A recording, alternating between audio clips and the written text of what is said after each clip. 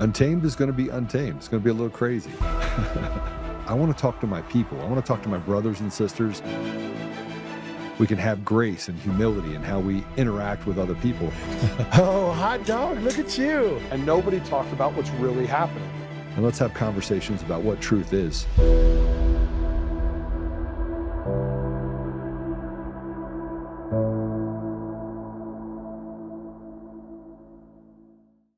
Is to change the perception of reality of every American to such an extent that despite of the abundance of information, no one is able to come to sensible conclusions in the interests of defending themselves, their families, their community, and their country. It's a great brainwashing process which goes very slow, and it's divided in 4 basic stages. The first one being demoralization. It takes from 15 to 20 years to demoralize a nation. Why that many years?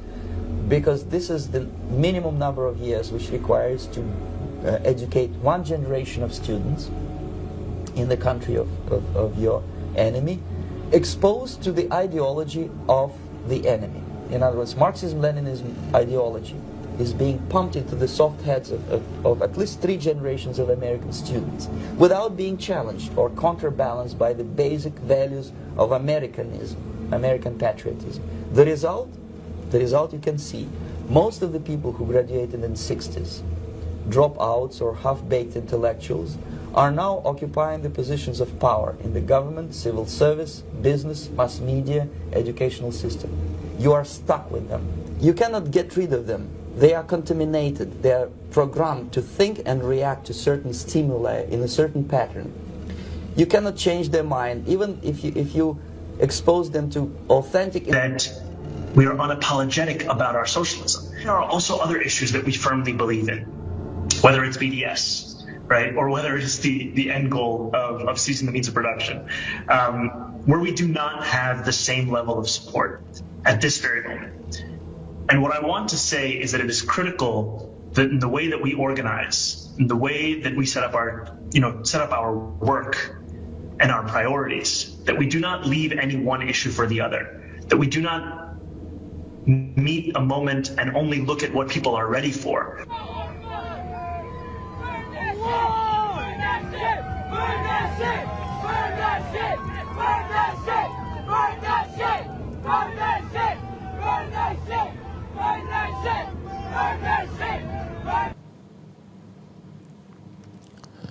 Hi everyone, Patrick here. Joe will be out today and tomorrow.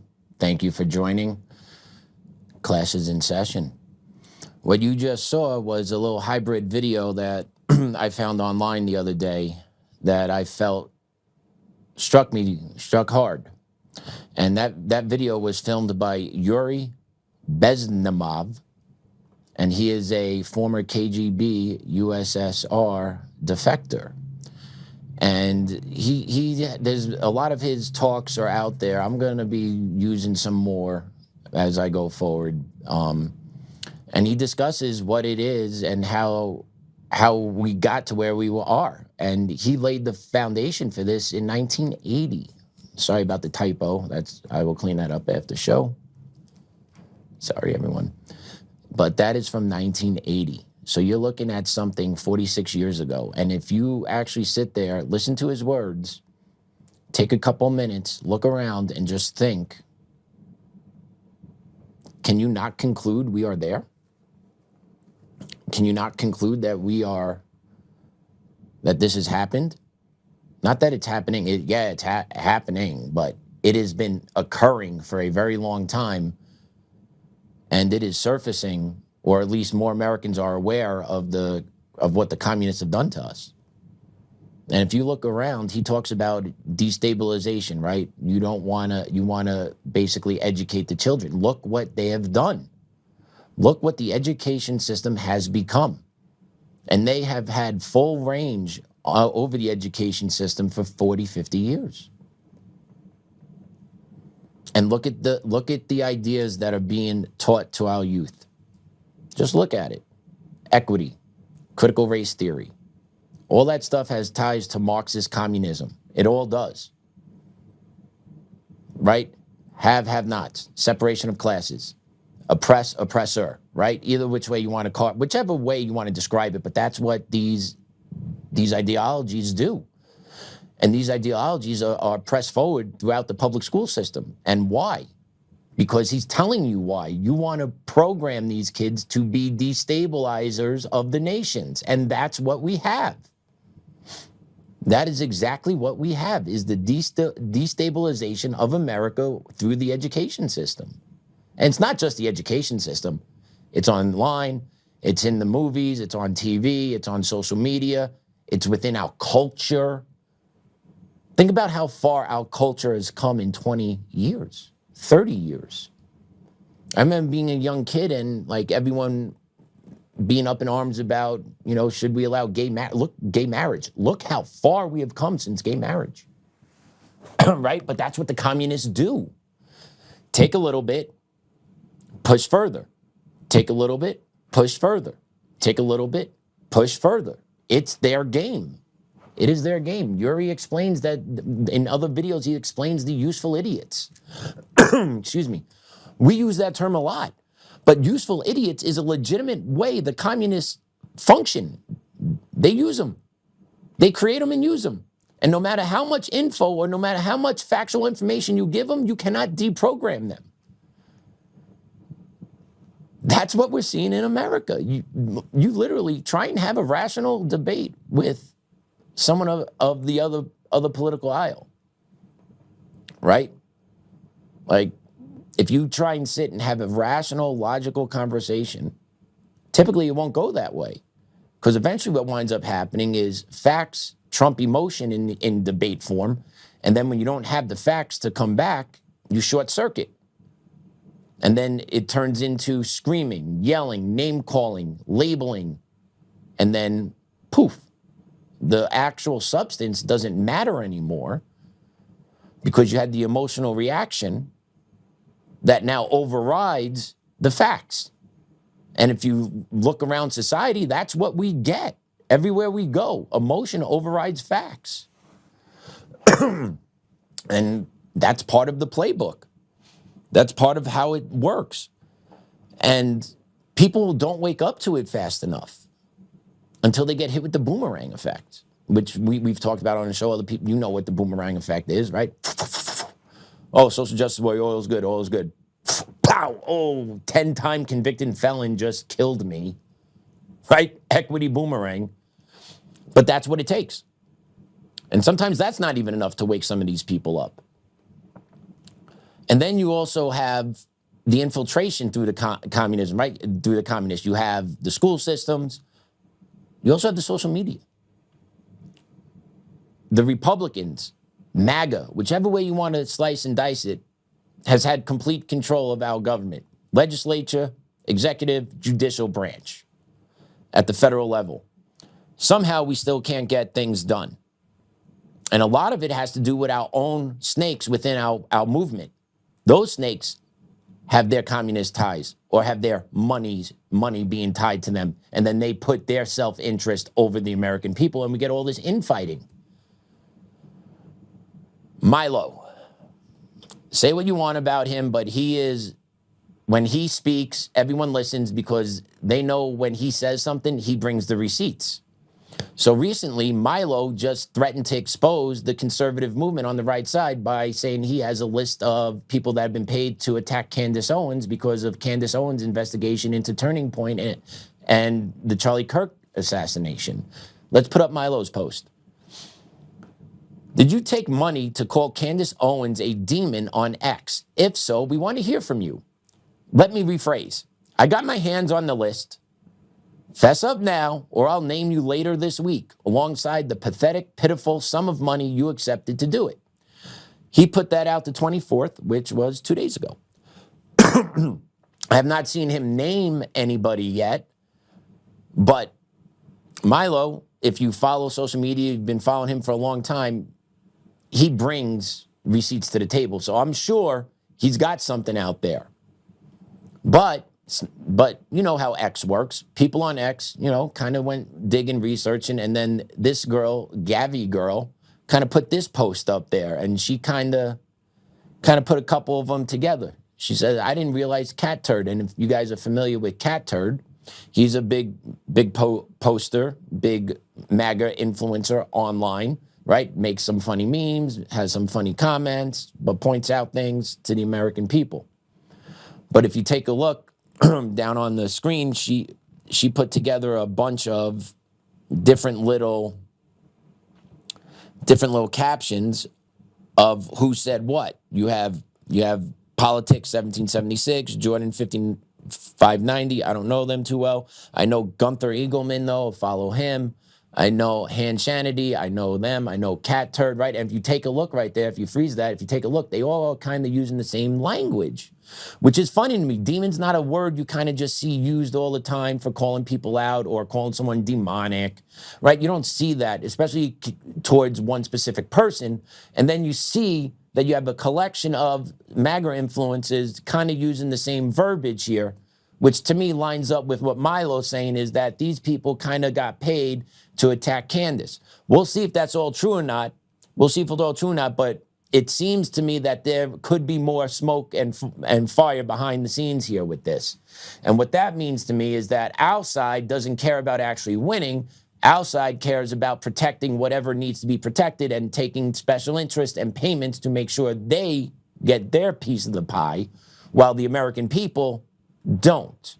So that makes me question now, if these influencers are part of this Candace Owens thing, what else have these influences propped up or been united with, and we didn't actually realize it, right? So this is how sad the world is. This is how sad our side is, that this is how we operate. You don't gotta label it. Let someone do work if they want to do work, if someone wants to do investigative work. But if someone wants to create work that is slanderous, outrageous, and just full of lies, they'll get their ass sued off in court. So let it all play out. I don't understand this. I do understand it, actually. It's purposely being done to muddy the waters on our side, to create infighting our side, so we don't have unity on our side, to actually stand up and rise up against our common enemy, which is those above us. Right? The special interests, the controlling forces that are pulling the strings down here, getting me a little upset about this, getting other people upset about immigration enforcement, getting other people upset about trans, right? Just the string pullers, right? It's just amazing. They know what they're doing. They're good at it. They've been going, this has been generations, hundreds, if not thousands of years of this type of playbook being passed down along the ways. So those that use the playbook, know the playbook, understand the playbook, because they understand human nature and human emotion, which they use and drive us to act on instead of using our logic and our rationale, which unfortunately gets the best of me sometimes, and I get frustrated and speak out of frustration and anger instead of taking a minute to just take a breath and just like, why is this here, right? Why is this news being broadcast? Why is this post coming out? Right? All the other stuff, right? If you think about like the Erica Kirk stuff, like where did all these videos all of a sudden start coming up from after Charlie's assassination, about her being on dating shows, her being in some CIA commercial video? Like where did those clips originate from? Like who went and found them? Who distributed those? Because those weren't anywhere to be found prior. I don't remember seeing any of that stuff or hearing anything about it. So who did that digging? Who found it? Who distributed it, right? Where does all this stuff come from that magically appears online, right? Like what I've noticed is a lot of these influences are trash. They don't have real stories. They're keyboard warriors that have been propped up because they have a connection. They may have saw something they shouldn't have seen, right? Like honestly, how many of these real conservative podcasters are actually legitimate human beings with a good conscience that just do good work and have a real life history and story behind them? I don't think too many, if not any of them, do. You know, just go through that list on there. Like, what life did those people have before? Even Candace Owens, what did she do before? Modeling agency? Erica Kirk, what did she do? Miss USA, Miss Arizona. Right? Other people online that get propped up. Benny Johnson, what did he do? Oh, he wrote for I believe the Daily Mail back in the day, but Milo threw shade on him a while ago. If you didn't hear about it, try and find that one. But yeah, these people really aren't real people, that don't have real stories, real lives, but somehow they are the ones that we go to or they're the ones that get propped up online to speak to everyone. Joe has a great message. Joe brings the facts every day. But Joe's voice doesn't get elevated. He's not part of the club. And I didn't know too much about Joe before I started working here, but me working here, I'm thoroughly impressed with the knowledge, the research. You know, he is very thorough before he comes on the show. He makes sure what he's saying is correct, and then if it's not correct, he'll issue a statement that corrects it, right? He'll do that. But why? But why isn't this show being pushed up? Like, this show does a lot of good work. Like, the amount of information that gets disseminated on the show is absolutely insane. Way more, and it is better than pretty much anything out there that I've listened to. And I've listened to a lot of podcasts. You know, I got locked down during COVID when I didn't have to go to work. So I had some downtime and I listened to some podcasts. But yeah, just makes you think, question, like, why is Cat Turd big and bad and important? Who is he? Where did he come? What did he do? Right? But how did they work their way up? Ben Shapiro, where did he come from? We know where. Right? He got propped up. What life story does that guy have? What real world life experience does that guy have? You know, was he bagging groceries? Was he picking up dog poop when he was 12, 13, 14 years old to make 10, 15 bucks? Highly doubt it. Right? But these people get the golden mics. It's just frustrating. And then us regular people who are on the ground level that actually get impacted by the day-to-day policies, right? Like these millionaire, billionaires, these social media people that are behind the keyboards, they don't get affected by policies. They don't get affected by equity in their job. They don't get fired for being a proud American. They actually can say they're a proud American and nothing happens to them. Right? And I'm sure they have the means to send their kids to different schools where the transgender and all that other stuff isn't being shoved down their kids' throats. So once again, what real life experience do a lot of these social media influencers can speak to? They can't. They can't. They have support staff. They don't have I doubt very few of them wake up in the morning, make breakfast for their kids, you know, make sure a wife or husband go to work. Right? I doubt all that happens. Because they don't have to do that stuff because they're not real people. But they represent outside, and now they unleash hell on outside because we can't just be honest about who's saying what and why. And why do we have to attack someone for just asking questions about an assassination that millions of people saw? Probably the worst thing people have ever seen in their lives live on TV. And someone's asking questions and trying to understand what happened that day. Why is she demonic? Why is she evil? And who cares if she's doing it? If it's all bogus, if it's all bullshit, if it's all nonsense, and she does all this work, it'll be exposed as bullshit being nonsense. That's it. This is America. People are allowed to have opinions. People are allowed to present their side of a story. Whether or not you agree with it or not, it doesn't matter. They have a right to do it. Now, the quality of that work will dictate how many people will look at that work and believe that work. And that's what we need in America, is just allow the natural process to play out.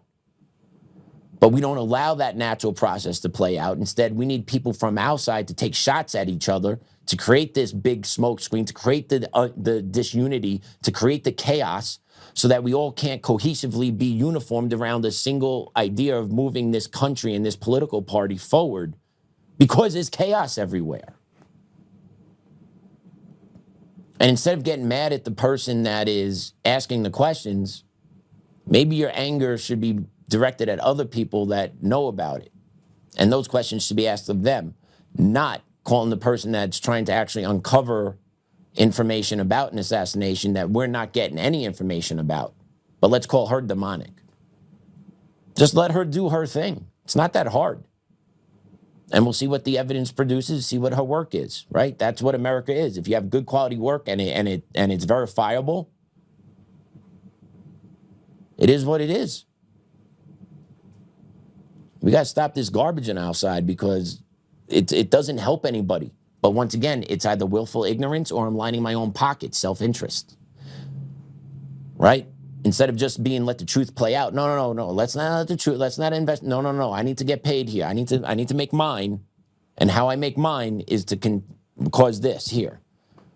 And that's outside in a nutshell. Meanwhile, the left, they're unified. They're organized. They don't do this nonsense infighting. If you actually infight with them, they get rid of you. That's how they roll, right? On my train or get the F out of the way. That's Commie 101 land. That's why they're unified so much, because they know how it works. They just know what to do. So yeah.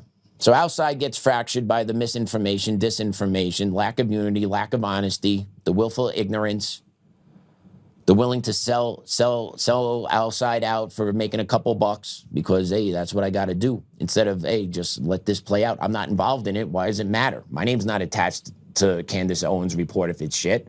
What does it matter if a report shit? What if a report's lies? That has nothing to do with me. I'm not a reflection on that because I'm not tied to it. I don't understand why these other influencers just don't think that way. Because they don't want to think that way because they're not being paid to think that way. That's all. It's all self-interest. Self-interest and special interest have stomped over and stomped out the American people. And then we got to fight the social battles every day. Let's just play this video and we'll go into it after. Let's play cut 4. Wow. Kyle, you want to sit on my shoulder? Oh my gosh, you're so tall. You want to sit on my shoulder? Wow. No. Kyle, look at all your balloons. You love it? Do you love it? Come on, let's go look in here. Wow. What a berry wonderland. Look at this place. Look at this. So beautiful. Look. Aunt Courtney is so talented. Kyle, do you want to sit on your throne? Ready? This has your name on it. Okay, ready? Sit right here. Sit right here. Here's your ball. Ball. Dylan, here's your ball. Distract him. No, put it in his hand. Well, they're melting. Ball. Kyle. Okay, ready? Let her take a picture or a video. Ready? Dylan. Those are two, whatever you want to call them, celebrating their child's first birthday party. That is not real. Okay, that is real, unfortunately. But this is where we are in 2026 in America, right? The cultural slide, the cultural decay, what has become normal? Take an inch every so often, take an inch every so often. That shit's like a mile, right? Like, talking about, in my lifetime, I remember arguments going around about gay marriages to this. That's a mighty big swing. That's a mighty big swing, but that's how it originally started. And now you even have the Gays Against Groomers branch off, right? We had Rich Guggenheim on here a week or two ago. He's one of the leaders of the Gays Against Groomers because that movement went too far. But that's what the communists do. They take those movements and they keep pushing and pushing and pushing and pushing until someone like Rich, who is rational, is like, yo, this is crazy. And now he's fighting against that. Right? Like there was a separation. There was a separation of a movement because of how far the communists take it. Right? Civil rights evolved into BLM. And that movement is still, I think, going on. I don't know. Like, I've heard it, but I think some of them went to jail for fraud. Like, I'm not totally sure. I think it's still around. But, yeah. The communists take the movements further and further and further. And with BLM, what'd you get? You get the tearing down of the statues, the forcing of white people to take knees, right? The projection of trying to create a new cultural norm. And that's what the communists do. They create these new cultural norms all over the place.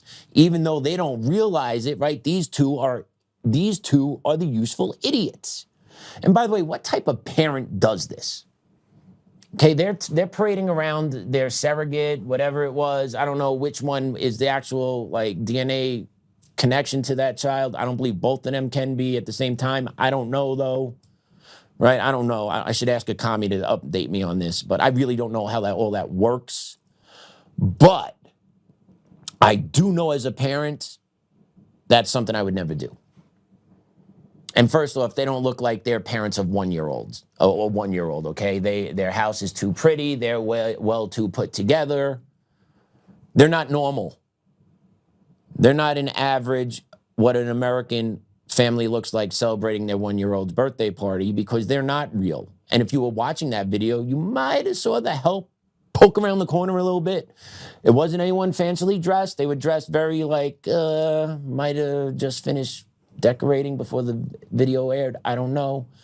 But like, that's trash parenting also. But they're getting propped up by their side. But think about it. What normal person does this for their 1-year-old birthday party? How many people put their 1-year-old all over their social media feed to show them off? I'll tell you who. People that don't really have a lot going on in their life. Those that need the validation from others because their home life is empty. And it's amazing that you have a 1-year-old and you're happily married, but your home life is empty because you need to show everyone how great and happy you are. You're not great and happy. And then I want to see what that child turns into down the line. Okay, data's out there. Kids that grow up in this type of environment don't exactly always turn out the best. And I know you could say that everywhere, but you know what I mean. You know. We all know that's not going to be a sustainable way of life for that child to be successful in. Just not. And that poor child is being used as a prop. Not to show the child how much they love them, but as a prop to get clicks and likes by these two mentally deranged individuals.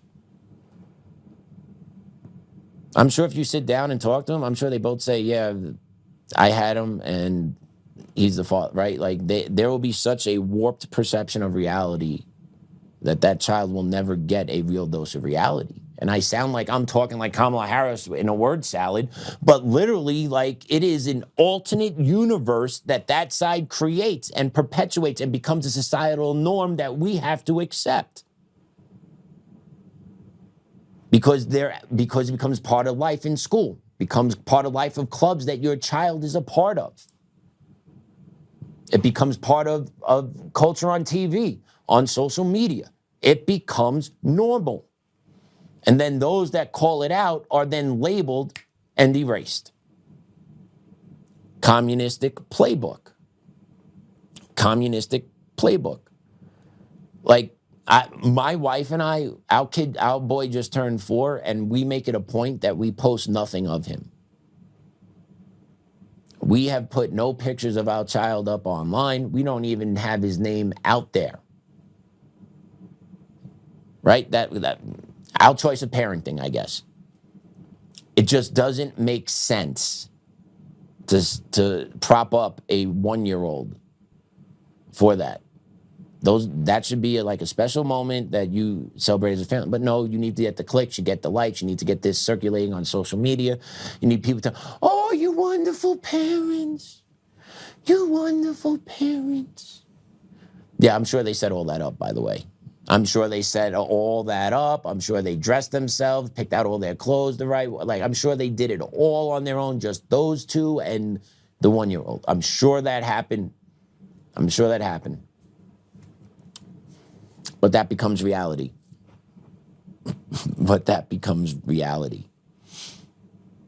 Absolutely amazing. Absolutely amazing. Gotta love it. And then you have the social breakdown within America, right? We start there.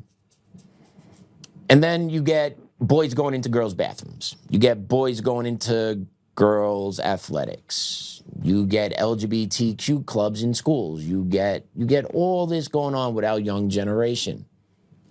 But there's adults that behave this way too. You get grown-ass men going into women's locker rooms, whacking it in a stall. We played that a couple months ago here. Just whacking it under the stall. You get men stripping down naked in women's locker rooms at workout facilities so that they could legally expose themselves to females. Culturally becoming the norm. Women are the ones that are being violated by this. But one guy, I'm going to give this guy credit. He actually called out the trans community to their face. And I want you to listen to this. And then try and figure out the argument. B1. I'm just wondering, are trans people being killed? You guys look alive. You're distinctly different from preborn children. You're not being killed. Cute. You're really cute. Well, thank you. You know how I work on it. that sounds? What's that? You know how moronic that question sounds? That you guys are advocating for trans rights while you're alive and freely walking around, flaunting your perversion everywhere you go. Oh, flaunting my perversion, huh? Yes. Oh. No one is killing you. Oh. It's fake justice. Yeah. And tell me where the counter argument is. There is no counter argument because the gentleman is right. What trans rights are being taken away? You're free, you're breathing, you're walking around. You cannot go into a women's restroom if you're a man. You cannot play women's sports if you're a man. Doesn't seem out of line. And if you remember, FDNY, someone that trains the FDNY from the EMS in New York City, self-proclaimed says 40% of transgenders either hurt or successfully commit suicide. So why do we continuously allow that type of percentage to dominate our way of life that are mentally ill? Right? Like if you think about it, gender affirming care is basically the only mental health disorder that we actually push forward, that we affirm. It's the only mental disorder we affirm. Schizophrenia, get help. Bipolar, get help. Suicidal, get help. Eating disorder, get help. Transgender, double down all in, baby. It makes 0 sense. Okay, if someone has suicidal ideation, you don't give them a knife and say, here you go. If a young lady or a young man has an eating disorder, you don't lock them in a room with cold cuts and sandwiches and a garbage can. You get that person help. This is the only group that we refuse to call out and refuse to actually help them. We actually empower them and actually allow them to overtake our young women and to overtake our women in society. We do that. This is the only mental health disorder that we actually affirm, and then it comes back and steps on us. It's the only one. It's a social ill. It's a mental disorder. If you've been around, especially if you're in middle school or high school, if you've been around the community of students that identify as trans, you realize that it's pocketed. That one friend does it, then another one kind of does it, and then it become a little group, and then eventually a couple of them fade away because it's a fad.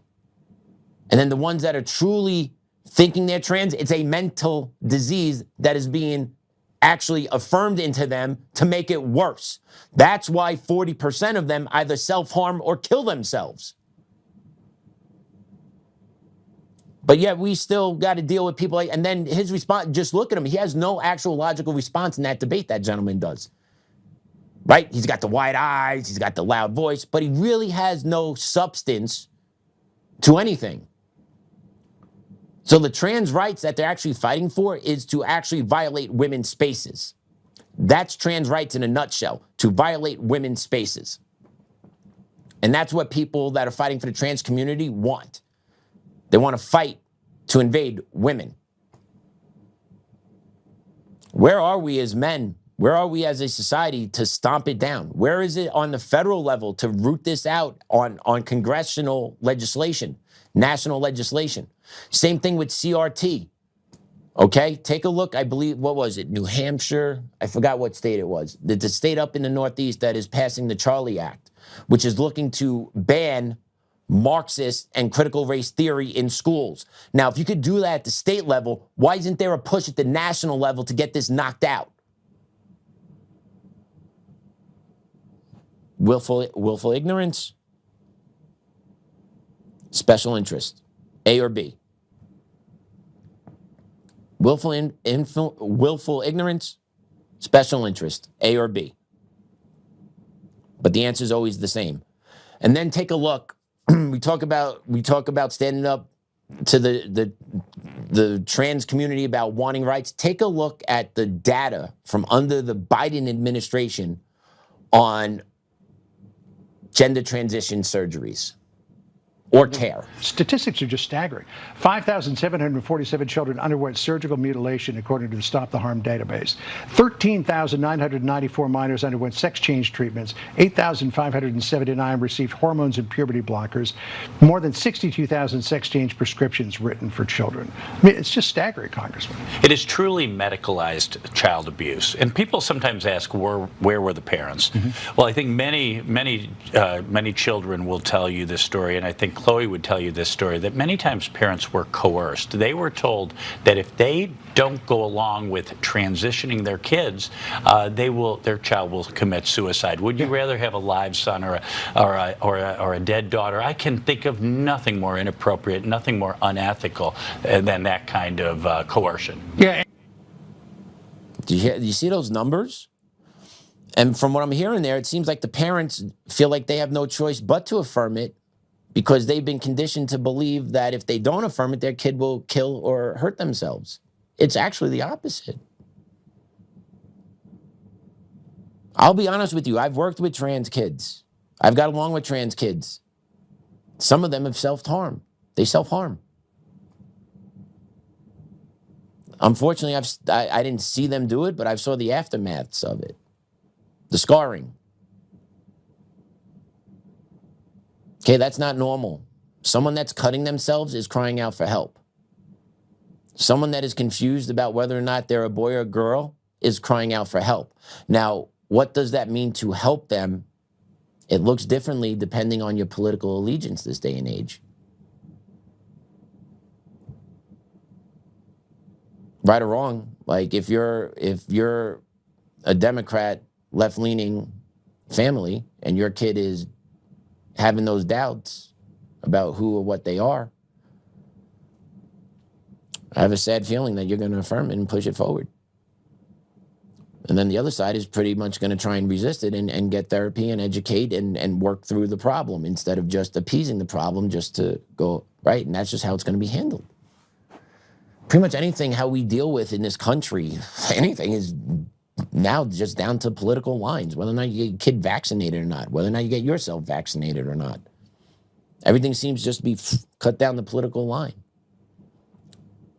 The communists have done a great job subverting the information that gets disseminated to us and how people interpret the information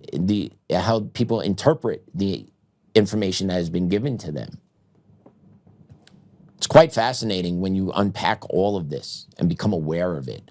And once again, this is not black pill moment. This isn't the world is ending moment. No, this is a conversation about history, and that we had warning shots from almost half a century ago that not too many people took warning to, or people that did know about it didn't care or willfully ignored it, have left us, the American people, out to dry. So we just need to be aware of it, prepare for ourselves, spread knowledge for our families, and understand what we're actually in the middle of, and when things are happening, understand why they're happening.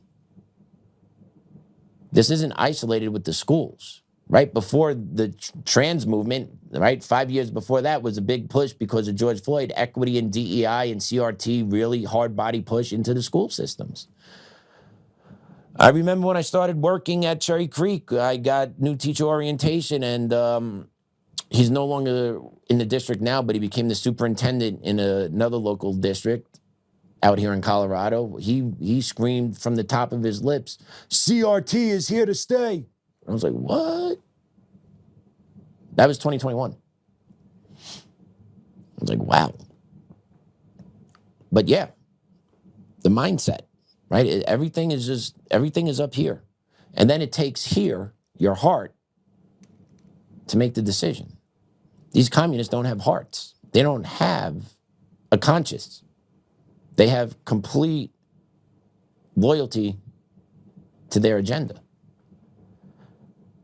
They don't care about people losing their jobs, losing their livelihoods, being debanked, being deplatformed, wrecking their lives, putting unrelentless lawfare against them, threatening their livelihood, threatening their safety, threatening their family safety.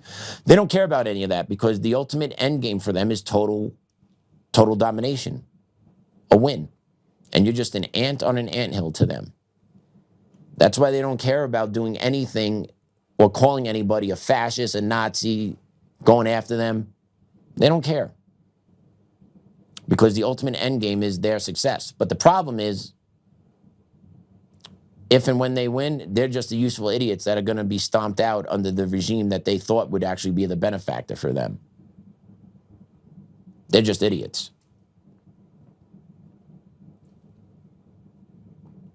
And speaking of idiots, we got a clip for you on this one. This woman signed up to give a sworn testimony in Wisconsin about trans participating in sports. Got to hear this one. My pronouns are they, them, or at least that's what I share with people most often, but for this particular meeting, I will come out fully as saying that my pronouns are she, they, him. Now, I don't usually go into that because it becomes a quite interesting, delicate conversation about what it means to be a man, what it means to be a woman. And I get that. That is a conversation that we don't generally have as young people or even as adults in our current culture. Fair enough. So I will simply say what I told my 60-year-old father, who was also born and raised in the Madison area, like myself. I asked him, do you know what it means to be a man? And to his credit, he said, no, I don't. And then I asked him, do you know what it means to be a woman? And again, to his credit, he said, no, I don't. And then I looked at him and I said, yeah, that's pretty much it. That's where I land. I land at an understanding that my womanhood, as I was assigned at birth, does not come from my ability to produce children or to behave in a feminine way. And my manhood does not come in the form of my genitalia, for that can be lost too.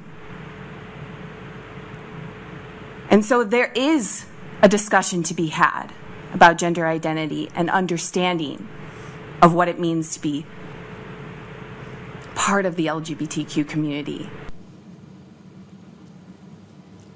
How about her father was just tired? She probably lives at home on the couch with about 5 cats, and he's just tired. He's probably had the conversation with her 1,000 times, and he is just given up. Let's be real.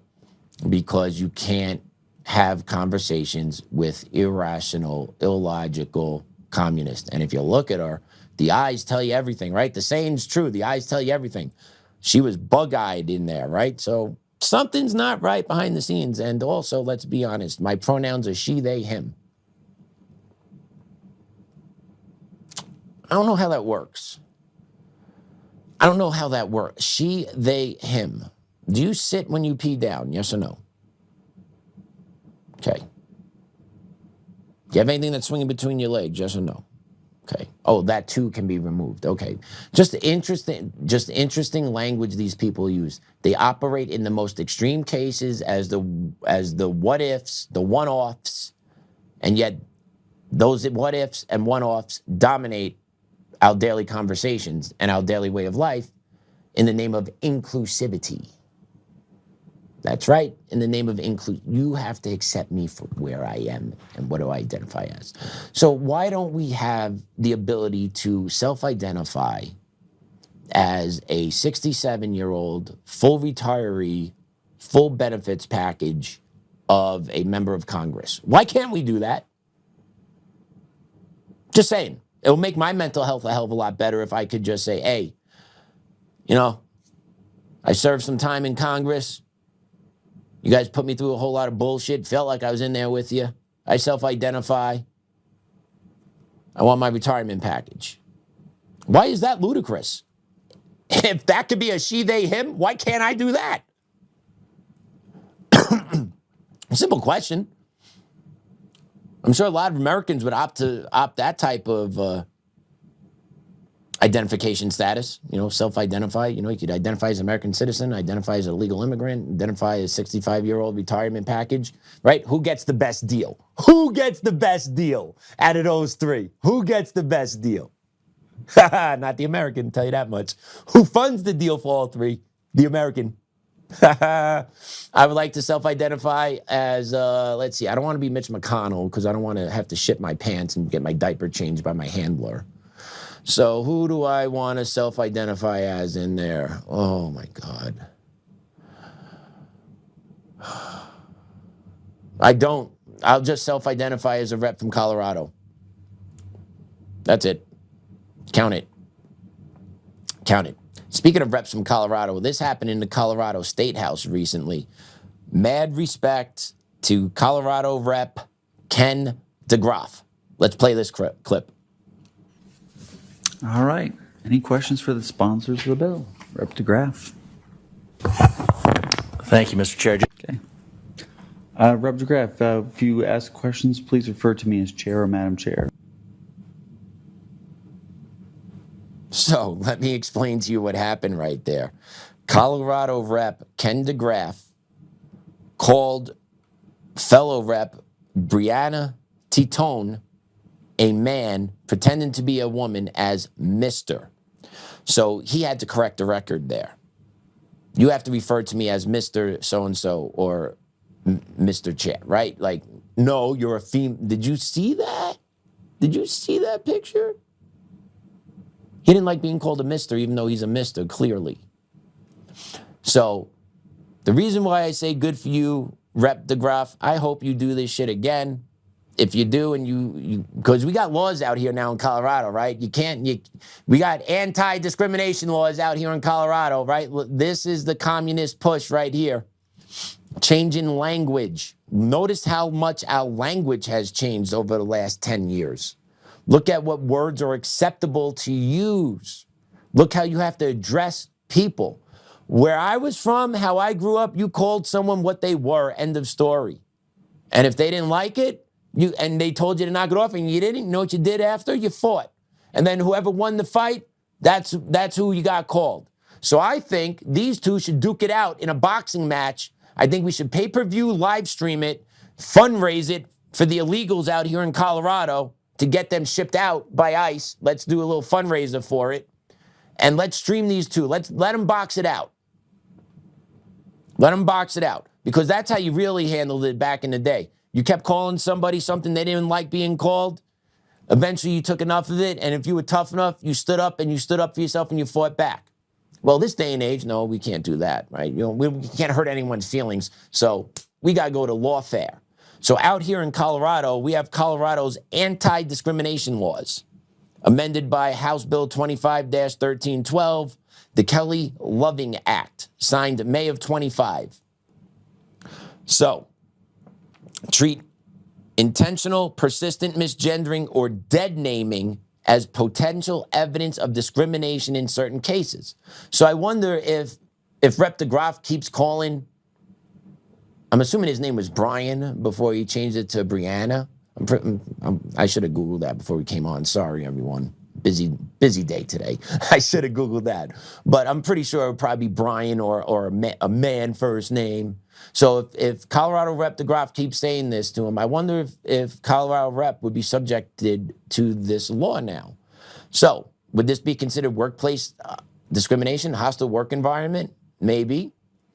It could happen in public places. You can't, in public accommodations, refusing to use a person's chosen name or how they choose to be addressed can be evidence of discrimination. Penalties for proven discrimination are civil, up to $3,500 per violation or more for repeat offenses. This is out here in Colorado. So I wonder how many times Rep DeGraaf can call this thing a man before this thing slaps him with some type of lawsuit or subpoena. I don't know. Just wondering, because you know that's going to come. Because my feelings are hurt. My feelings are hurt. Yeah, my daughter doesn't like seeing men in bathrooms, but that's okay. That's all good. But your feelings are hurt. You're a 6'1" masculine guy, but your feelings are hurt because I called you a man and you want to be known as a girl. Right? Like, this is what goes on. And we have continuously bent the knee to it. And then you have communist states like Colorado that pass this type of legislation to make sure you cannot offend somebody with your free speech. Welcome to Colorado. Welcome to Colorado. We have free speech out here. If you're a man and I call you a man, you're a man to me. I don't have to bow down and call you a female or a dog or a furry because you're cosplaying to get your rocks off, you sick freak. Right? Because honestly, that's a lot of what this is. A lot of these people cosplaying, getting their rocks off in public. And then we, the normal ones of society, have to tolerate it and deal with it. And then if we have daughters, we have to be fearful of what might happen to our daughters in bathrooms. And don't say kids don't get assaulted in bathrooms. It happens. It happens in schools. It happens in malls. It happens all over the place because you allow people with mental health issues to freely have access to our most vulnerable population. And we're not supposed to bat an eye about it because this is supposed to be normal. Nope, it's not supposed to be normal. It's being made normal by the communists in charge. And that's the shit that's got to stop. That's the stuff that needs to put an end to it. And you know, we played that video, it's 50 years old, and he said then, 50 years ago, the cat's out of the bag. So he's probably right. He's probably right. But we still have to stand up. We still, as Americans, we need to be aware, and we need to push this back as far back as we can, if not root it out. And being real, right? As us, as everyday Joes, we cannot make the massive arrest changes at the top. But we can prepare our families and our communities for what's coming and prepare, most importantly, our kids. Because our kids are the ones that are going to be left in the world that we had a chance to defend and we didn't. Or they're going to be left in a world that we didn't prepare them for because we chose not to. I'm not going to be that father. And I hope if you're listening and you got kids, you're not going to be that father either. You need to have your kids mentally prepared and physically prepared. Mentally prepared, physically prepared. And I'll add a third one in as well, spiritually prepared. You need to give them good guidance, good moral groundwork, because the communists don't have morals. And it's easy to corrupt people when they don't have morals or the good footing. So you need to make sure you arm your kid across the board, because we are in a spiritual, cultural, educational war. And it is for the battle of our kids. That's why they keep going after our kids.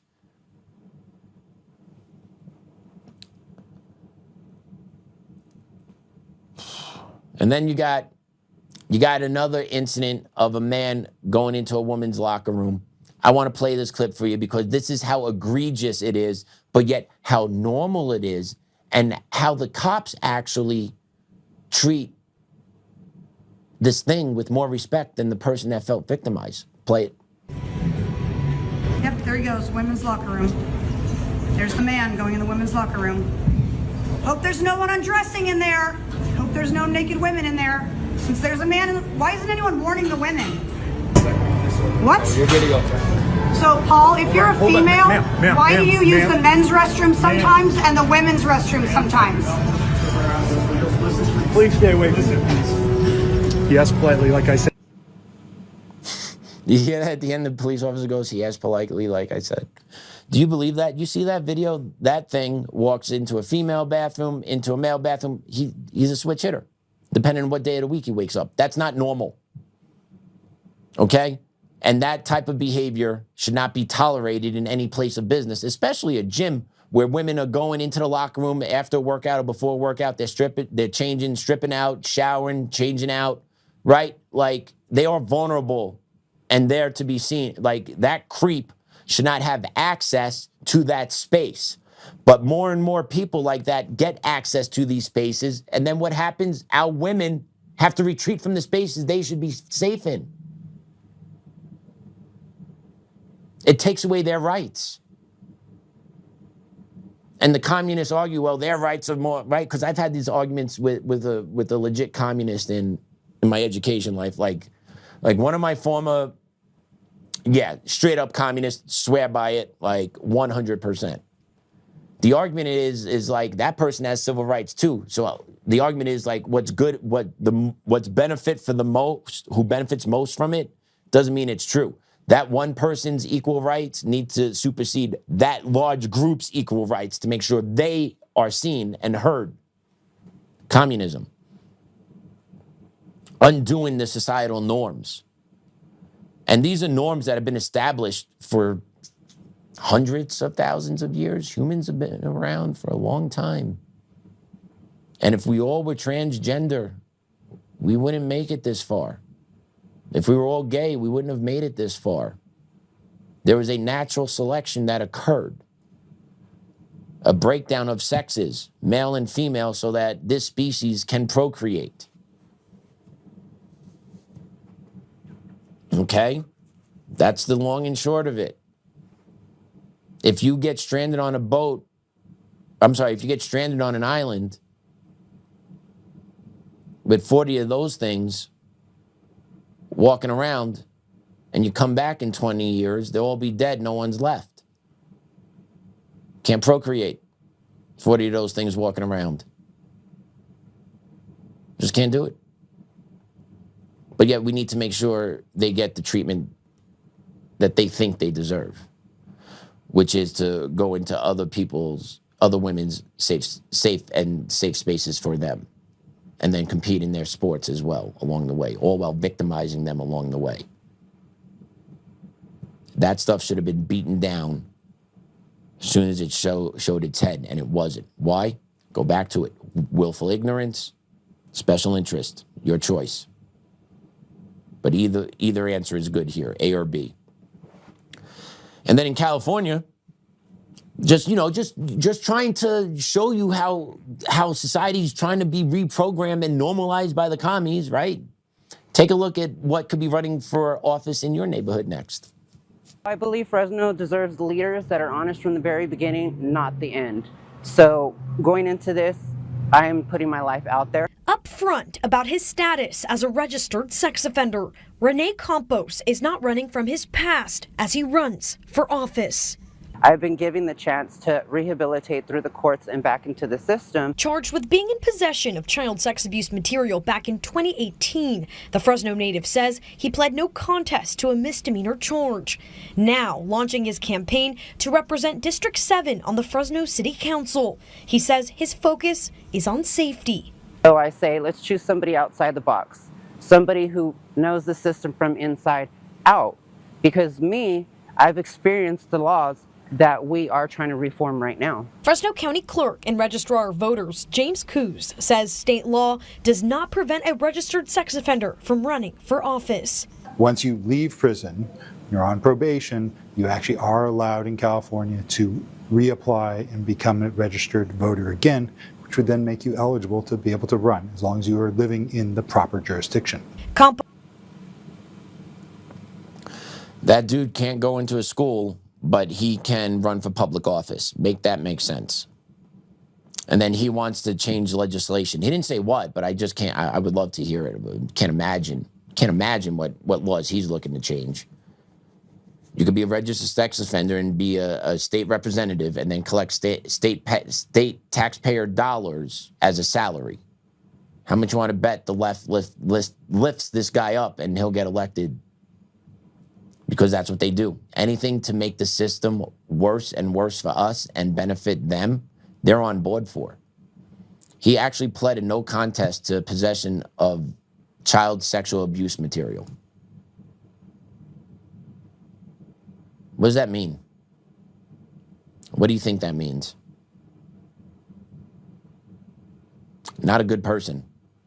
A normal person doesn't get caught with this charge. Okay? Normal person does not get caught with that charge. But yet can run for office. That's California. Another communist state, which, by the way, is broke. I don't know how else to put it. Broke spiritually, financially, socially, morally, It's just bankrupt out there. Sorry for anyone if you're in California and listening. Just tough sledding. Just tough sledding out there that they allow all this stuff to go on. You also get the CDLs to illegal immigrant truck drivers that then crash into other Americans in different states, wrecking families, killing people, leaving to fallen angel families. Yeah, well, that's good too. Colorado, the same. These communist states just do whatever the hell they want. They have no interest of serving the American people. They look to put the illegal immigrants, DEI, trans right, anything above and beyond the American people, because they have contempt for the American people, and they got special contempt for the American people that are knowledgeable of what's going on. Because then we spread the truth out there, and then that hurts their cause, so they want to boomerang back. Right? It's a never-ending game. It's a never-ending cycle, and it's just what we're in the middle of, because special interest or willful ignorance continuously dominate us. Right? A lot of these problems can be solved like that overnight. Really can. The elections, trans stuff in schools, CRT, all this stuff can be solved pretty much overnight. But it doesn't seem to get done. It doesn't seem to get done. And a lot of it has to do from our political leaders, either at the local, state, or federal level, whichever way, right? And then who are those people working for and with, and who's on their staff? The long game, the infiltration, right? The education of a couple generations of Americans. Those people then rise to power. Yeah. And you got another wave of Marxists coming behind this wave of Marxists. And you got to listen to these next two clips. You're going to listen to Democrat Alex Padilla talk about how Republicans are rigging elections. How could Republicans rig elections if they want voter ID, no mail-in ballots? How are you rigging? Let's play it. And Secretary Noem said the quiet part out loud when she was in Arizona last week. This administration only wants, quote, the right people to vote.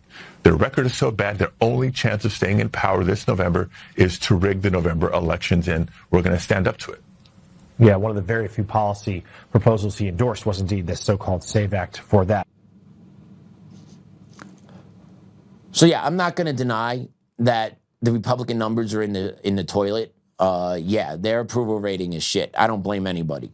I'm not happy with them either.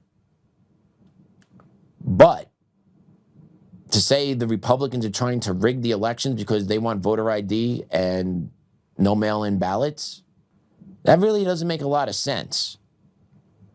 It seems like that we're trying to take away the ability for the Democrats to have fraud in there. And when he's talking about, Kristi Noem says, the right people to vote, you mean legal American citizens. Those are the right people that can vote. Am I wrong? Let me know if I'm wrong. So yeah, when we're trying to eliminate the fraud and all the stealing of the American voice through certain legislation, that's one of them. There's more work that needs to get done, but that's one of them. But that's the dog whistle that the Democrats put out to their side. And then their media groups pick up on it, their social media influencers pick up on it and become, ooh, that's a new talking point. It's like a new toy. It's a new toy for the left. It's a new toy for the commies. The Republicans are the ones that are actually rigging the elections, not us. Whoa, new toy. Gotta spread that. Whoa. Yeah, we're trying to rig it. We're trying to make it somewhat honest. Trying to give ourselves a fair chance. That's all. Just give ourselves a fair chance. That's all. But our party better get their ass in gear and get some policies lined up, because we've got nothing to hang our hat on. We have nothing. We have deportations. We have no major legislative victories. What he passes, one big, beautiful bill. How's that benefiting us right now? We need more victories. We need legislation outlawing CRT and Marxist teaching in the school systems. We need to classify transgenderism as gender dysphoria and treat it accordingly. We need to start making moves on these action items, sir. And Congress, we need to also make action items on our elections. It's just not the SAVE Act. It's a lot deeper than that. Things need to start occurring. Otherwise, this communist march will eventually take us all over. And then the real answer will be willful ignorance and personal self-interest gain. That's going to be the answer if it doesn't get corrected. I want to play this clip for you because we've been talking about the takeover, the educational generational takeover, training the American people in communist ideas. They've done that, right? And they've done it specifically through the education system and also through the unions. I don't know if a lot of you know that, but a lot of unions are actually following the Marxist playbook. And I know that because I worked in the unions, especially the teachers' unions. They use this and then they align with other unions to create a cohesive force. But take a listen to this out of Romulus, Michigan. This socialist talks about what ICE facilities are like. Go ahead. We have children being held in concentration camps, and we have to end this as a society. And it's not just a Dem or Republican. This is a human rights problem, and we have to stand up for each other. So we are an hour away drive to come down here today. Where is the Baldwin Center? That is Baldwin, Michigan. It is called the North Lake North Lake. We call it the North Lake Concentration Camp, and that is what the second largest concentration camp in the United States right now. Now they want to open up a 500-bed detention center here in Romulus, in the next to middle, the airport. Right? How convenient? How absolutely convenient to disappear human beings. We need a general strike. The billionaires have to go. They need to be taxed at an insane amount when they hit a certain amount because nobody needs $1 billion. So she has two different points there. No one needs $1 billion. Well, who says who? Would you say no to $1 billion there? I seriously doubt she would, but she doesn't have the skill, the knowledge, the drive, the competency to probably build a $1 billion company or a $1 billion idea. Instead of working on something like that, she's out there spending her time doing that. I guarantee you she's a public school teacher. She looks like a public school teacher. That's what I would bet on. She teaches in the school system. So, no one needs $1 billion. Who are you to make that decision? Here in America, people are free to make as much money they possibly can. If you have the ideas, if you have the talent, make as much as you can. That's great for you. Now, would we love if you shared some of that on the way down, hitting off some people on the way out? Sure, but no one's expecting that. And that's the beauty of America, is that we should be celebrating individual success because we should want that individual success.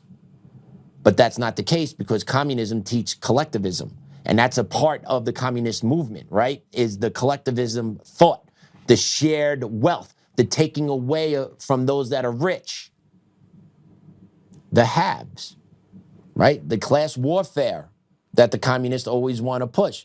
And we're playing these clips because I'm trying to paint a story here about the language and how it just gets picked up and how society is being pushed in different directions, right? It's all getting tied together, going back to that first clip we played to tie this together on a bow for us today. She's a product of the education system. She's a product of being indoctrinated, and she's in her 40s. And now she's indoctrinating the youth below her. So think about how much more extreme that youth is coming up. That's what I'm trying to get all of us to see and understand. This next wave that's coming, the next 20-something-year-olds, and then the next teenagers that will be the 20-year-olds in 10 years, they will be more extreme because the people that are teaching them are more extreme.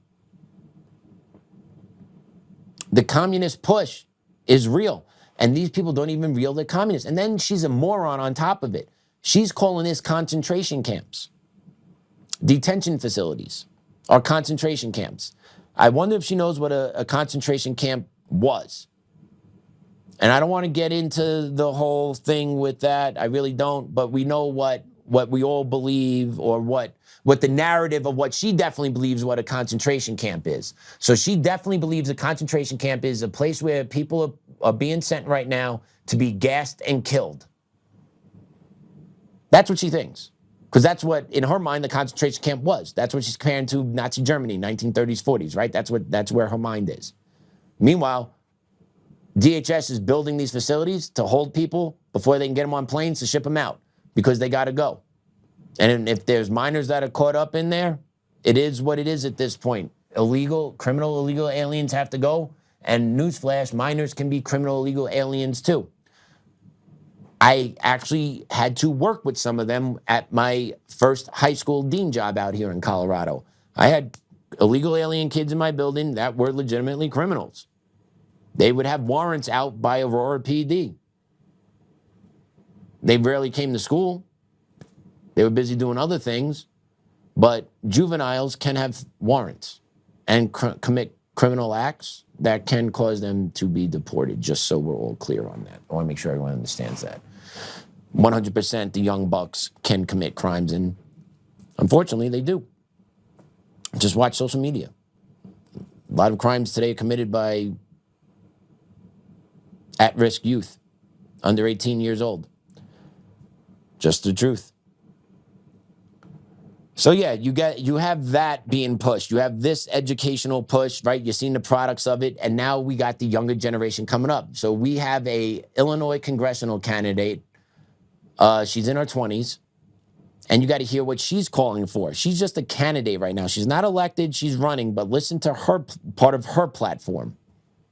Abolish and prosecute ICE. We need to repeal the Patriot Act. We need to lift refugee caps, and we need to offer complete amnesty and citizenship to any immigrant here who has not committed a violent crime. Additionally, we need trials. There is no moving forward without justice. Stern words for Greg Bovino aren't enough. Body cameras aren't enough. We need people willing to put everything on the line, not when it's politically convenient, and not have their hands in their pockets. So yeah, she's saying, which will soon become all the talking point for the left in the upcoming midterms and then the presidential: abolish ICE, arrest them, lift refugee caps, give amnesty and citizenship for millions of illegals. That's the playbook. That is the more extreme version that we just had in the Biden White House, right? So the next cycle's up and coming. You think AOC is going to say no to that? You think Mamdani is going to say no to that? They're like, oh, that sounds good. Let's do it. And then you do away with ICE and you open the borders and you give amnesty. You have the takeover of America, which is what they want. They're not hiding it. They're pushing it. And it goes back to the first video. It goes back to the video. This is the long game being played through. And they're not telling you everything. And they may not get everything this next time through. But they're going to push as hard as they can for as long as they can until they get a pause. And then they'll hit a pause, and then they'll push again until they get uprooted, right? You have to get these people out of their positions of power. You need to get them arrested if they are doing illegal activities with funding, defrauding through NGOs, and follow the money, follow the money, follow the money. That's all you got to do. Because this stuff is well funded, it's organized. We've reported some of it on B with our B series as well, right? So it's there, it's out there. It can be tied together. But this is the next wave that's coming. They're more and more extreme. They never dial it back, right? Do you think the Democrats are ever going to go back to we need to have secure borders? Let me ask you that. Are they ever going to say we are not going to allow illegal entry into this country? No, they're never going to go back on that stuff. That stuff's conquered already. They won that, right? They're never going to revert back. The march through, the communist playbook. And as long as we continuously have our education system in the secondary level and at the college level being ran by naked communists themselves, a lot of things aren't going to change because you're going to get the same production in society. You're going to see the same stuff, the same shock troops going to get constantly pushed out. And this is what Yuri was talking about at the beginning of that video.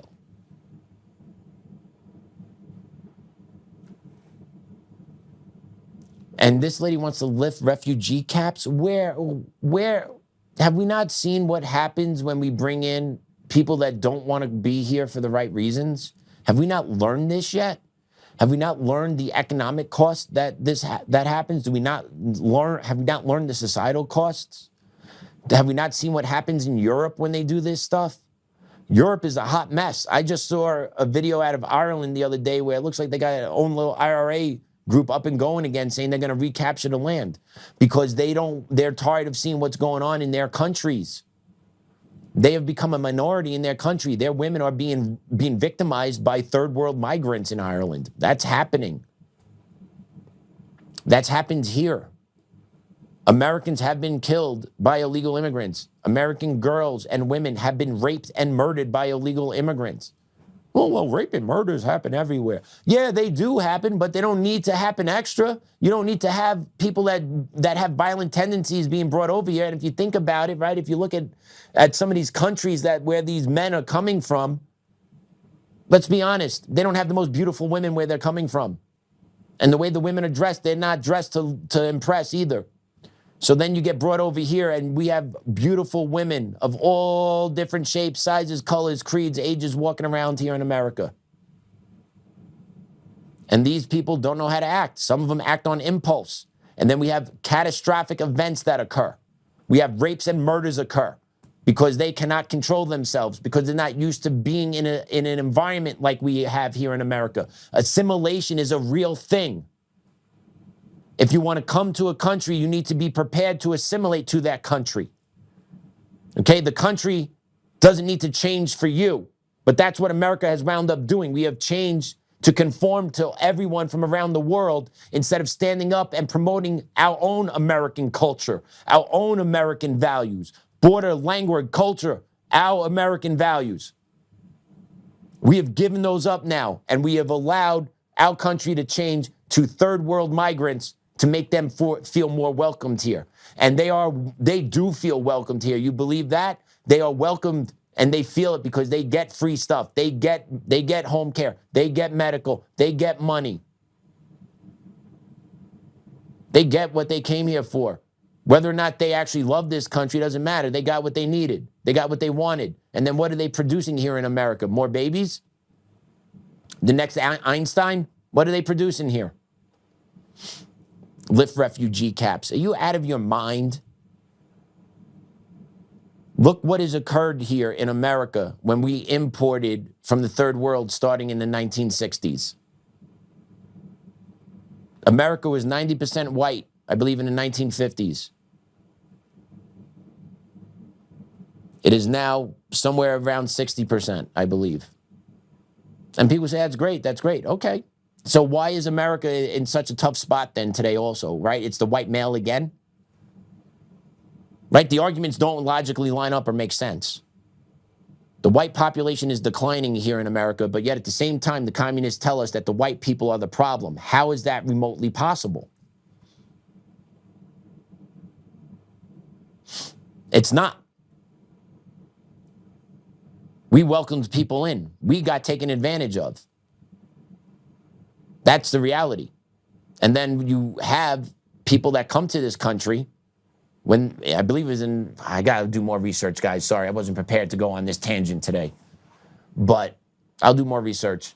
But when we opened up and we started to take in third world refugees, because there was a criteria before to immigrate into America, like that was actually, we had criteria that you had to abide by before coming into this country. We had standards, basically. We had standards.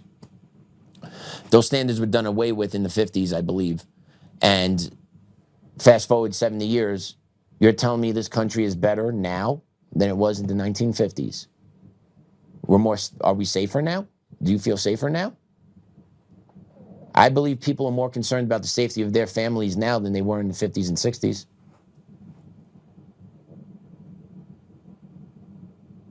Right? Like, our education system, how has that fallen off the cliff over the past 40 or 50 years?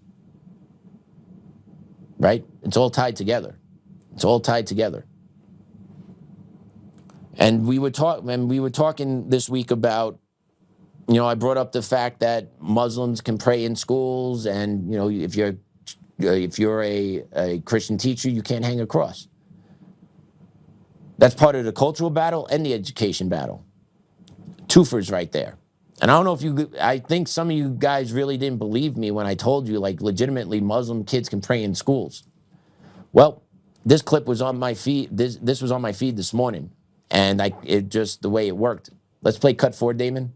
I was in my virtual classroom with my virtual students, and they were logging off to go eat lunch.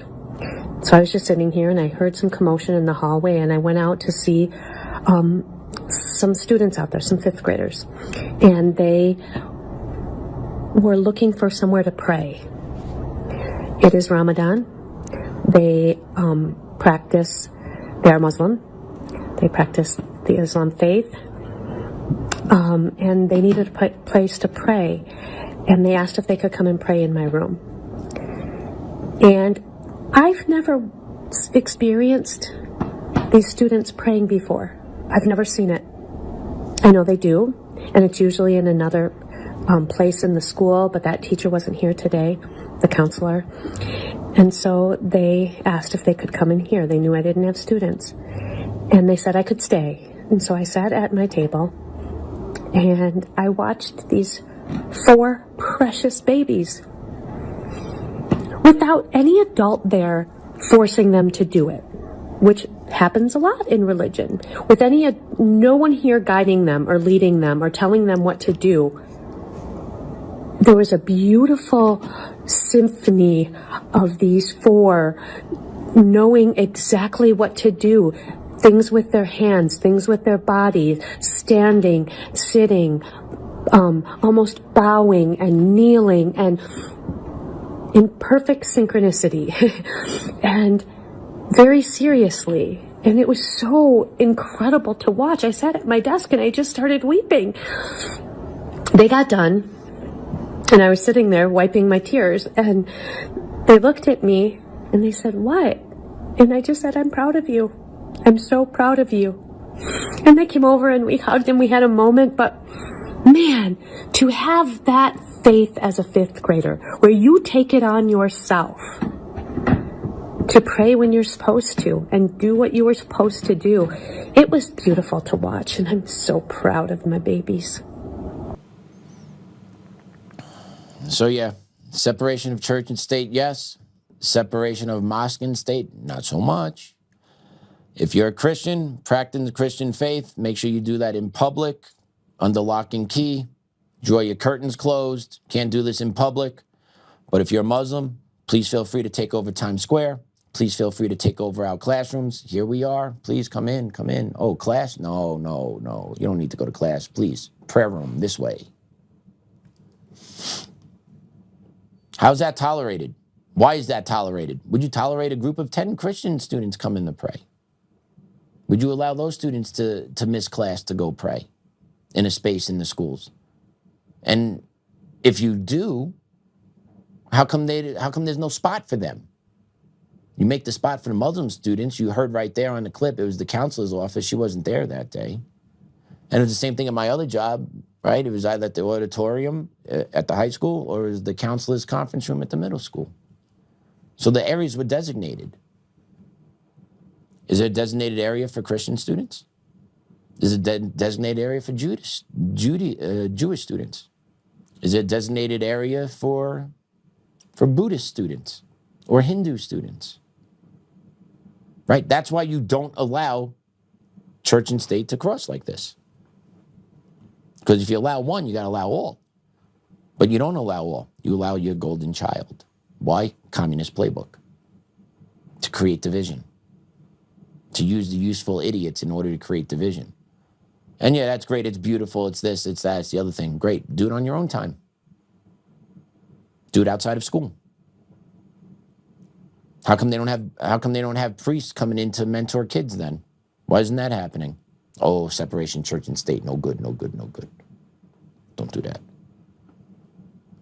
Right? But this is just a continuous assault on our schools.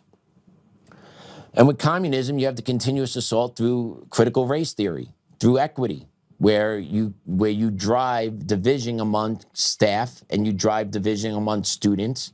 You drive division amongst the students themselves. We've seen with these ICE out protests, we've seen pro-Trump kids get assaulted by anti-ICE kids. Or pro-ICE kids being assaulted by anti-ICE kids. Sorry, misspoke there a little bit. But you got the picture, right? Why isn't that considered a hate crime? Why isn't that being talked about more on the media? Because that shouldn't be occurring in schools. But yet schools are putting kids in these situations. because they're promoting political ideas. And by doing that, you're actually ostracizing the kids that think differently. But they don't care. They don't think any of the kids think differently. They think all the kids need to think the same way. And if you're not going to think the same way, I'm just going to keep educating you to make you think the same way. That's why it's so important as a parent is you actually arm your kids with good principles, a good conscience, and a religious base. The communists hate religion. It instills principles and truths. They hate nuclear family because, once again, it gives principle and truths. And we got this clip to play. Listen to this audio tape that AFL released because they're doing a suit against Cherry Creek School District. They're asking the DOJ to take a look at a discrimination case involving Cherry Creek School District. And this is part of their audio file. Listen to this. So the bottom line in all of this is that their first instinct is implicit bias. So if, for example, is not responding appropriately to concerns, it's because has implicit bias towards a black young lady, and that she does not know how to navigate the cultural identity of a black young lady, and that is talking to her like talks to anybody. This is just how communicates, and that is culturally appropriate for her to communicate that way because that's what is culturally appropriate. And that what is happening is that the whiteness that is present in our building is looking at that in a punitive way. That we are not. Is this a fair way? You're on point. That we are attributing negative connotations to what is essentially exactly. We're calling her disrespectful or disruptive or defiant when she is just communicating in a culturally appropriate way. And that it is our whiteness that is standing in the way of being successful in our setting. Yeah. And that does not feel comfortable in our setting because we are not culturally responsive to who she shows up as. Did you follow that? So basically, a black female student can behave any which way at a school because of the whiteness of the staff. That is CRT, that is equity, that's the communist playbook because it's all about being divisive. There was no talk about how this student could be made academically successful, nothing. It's totally the whiteness of the school, and her behavior is what it is because she needs to communicate this way. Is that not racist? To basically lower the standard, to say that her behavior is because of she can't come to school?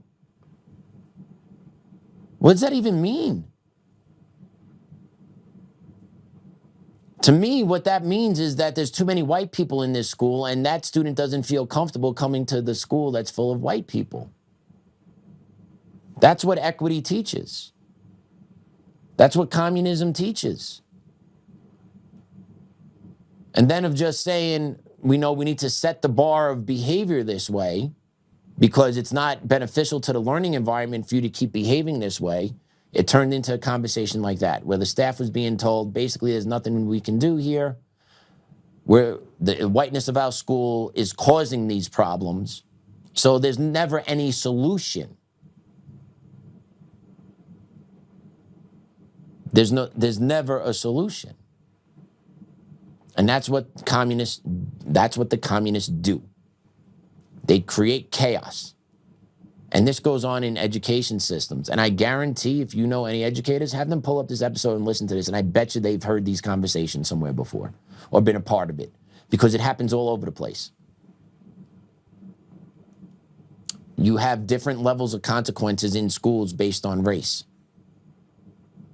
Different levels of behavior are tolerated based on race in schools, specifically schools that follow equity, and critical race theory, which are communist linked.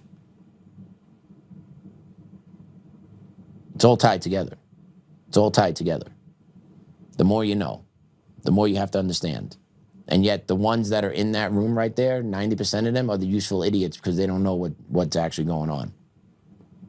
The one that's doing the talking in there is probably the biggest useful idiot of them all. So yeah. Whew. What a show today. What a show. Top down. I thought it was a really good show. I hope you guys learned something. I hope the content resonated with you. I know it did for me. I hope, and this is therapy for me, to be honest with you. It's helpful for me to talk, and it's a hell of a lot cheaper than actually going to therapy. So I appreciate you tuning in, the ones that tuned in today. I appreciate you. I will be back tomorrow. Joe will be off, but Joe will be back Monday. Okay? Joe will be back Monday. I'm not trying to sandbag anybody, just trying to give you the heads up. You got Pat for one more day. Hopefully I'll put together another good show for you. Hopefully you enjoyed this one. Hopefully you learn it. Like, share it, spread the word, spread the info. Band together. That's what we got to do here. And with that, I'll pray us out. In the name of the Father, Son, and Holy Spirit, amen. Dear Lord, thank you for an opportunity today to sit in a chair and spread the good word. Thank you, Lord, for my loving family, the ability to see them in the morning and see them at night before we all go to bed. Thank you for the ability to work with a great team here at Untamed Nation to spread the word and do your work here on earth, God. We need more allies. Dear Lord, please open up people's eyes, ears, and hearts to the message and to the awakening, because we need to band together here. Dear Lord, please give us the strength to carry on. Give us the wisdom to make good choices. And give us the persistence to see this through. Hey, Grandma, Grandpa, Dad, love you. Miss you guys each day.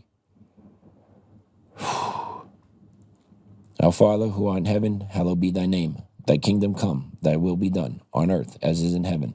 Give us this day our daily bread, and forgive us our trespasses, as we forgive those who trespass against us.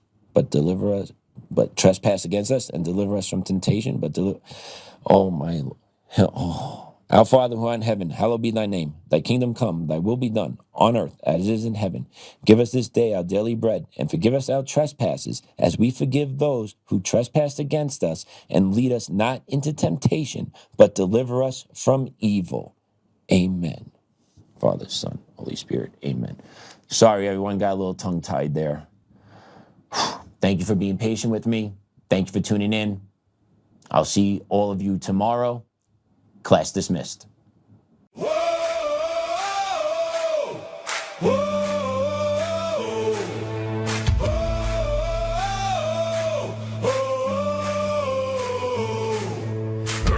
from the fight for the forgotten and the free, exposing rigged machines, Kuma's lies, Dominion's deceit, pays $1,000 each day, shielding truth from corrupt halls, but he won't back down, standing tall through it all.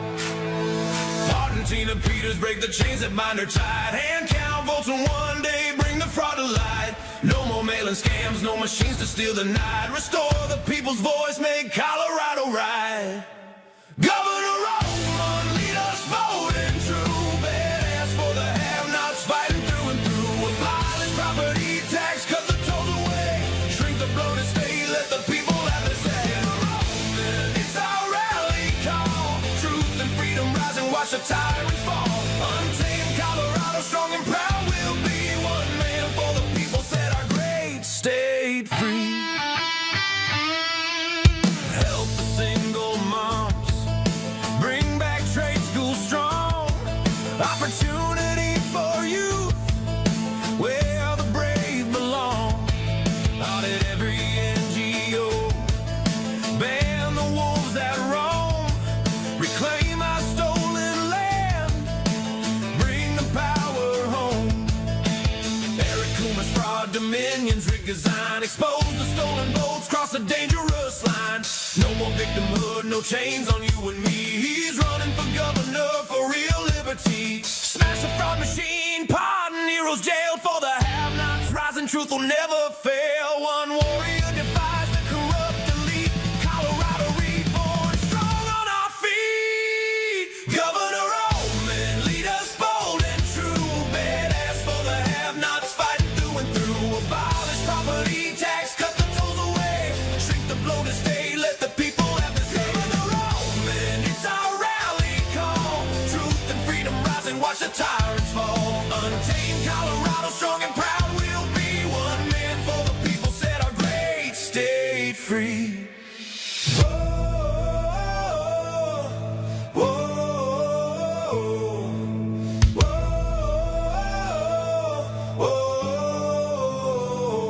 Governor Oltmann, lead us bold and true. Governor Oltmann,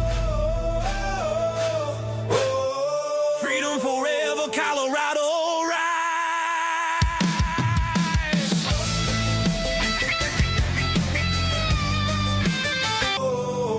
Governor Oltmann, lead us bold and true.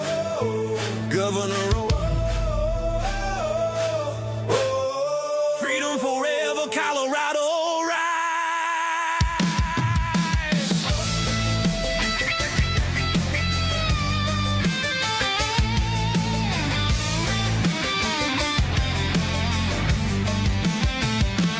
Governor Oltmann, Governor Oltmann, Governor Oltmann, Governor Oltmann, Governor Oltmann, Governor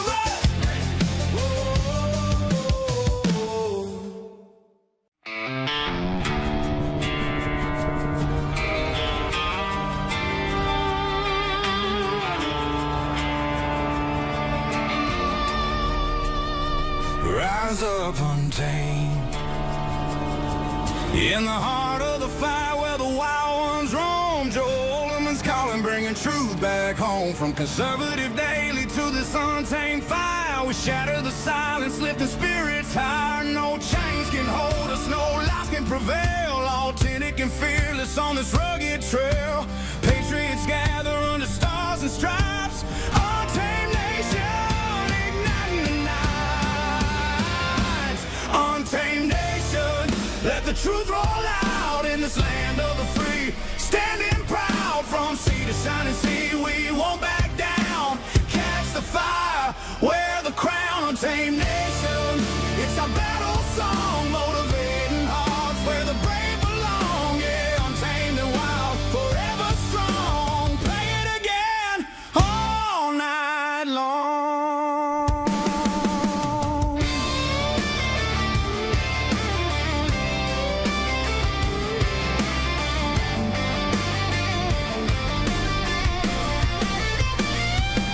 Break the mold, chase the real, no more games, time to heal. Joe's voice leads the untamed crew. Truth matters through and through.